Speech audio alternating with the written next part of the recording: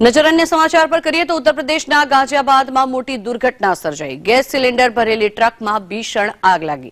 જો કે આગ લાગતા જ ગેસ સિલિન્ડરમાં બ્લાસ્ટ થયા। 2-3 કિલોમીટર દૂર સુધી આ બ્લાસ્ટ સંભળાયા હતા। દિલ્હી અને વજીરાબાદ રોડ પર બોપુરા ચોક પાસે આ દુર્ઘટના સર્જાઈ હતી। જો કે ફાયરના કર્મચારીઓએ આખરે આગ પર કાબુ મેળવી લીધો છે, પરંતુ બ્લાસ્ટને કારણે તેને ટ્રક સુધી તેઓ પહોંચી શક્યા ન હતા। કર્મચારી આગનું કારણ હજી સુધી જાણી શક્યા નથી। મહત્વનું છે કે કયા કારણોસર આગ લાગી છે તે કારણ હજી સુધી અકબંધ છે, પરંતુ આ ગેસ સિલિન્ડર ભરેલી ટ્રકમાં બ્લાસ્ટ થયો અને ખૂબ જ ભીષણ તેનો અવાજ પણ આવ્યો હતો। 2 થી 3 કિલોમીટર દૂર સુધી તે બ્લાસ્ટનો અવાજ સંભળાયો હતો અને ધુમાડાના ગોટે ગોટા ઉડ્યા હતા। આ દ્રશ્યો આપ જોઈ રહ્યા છો સંદેશની ટીવી સ્ક્રીન। मैं घर के आ गई हूँ तो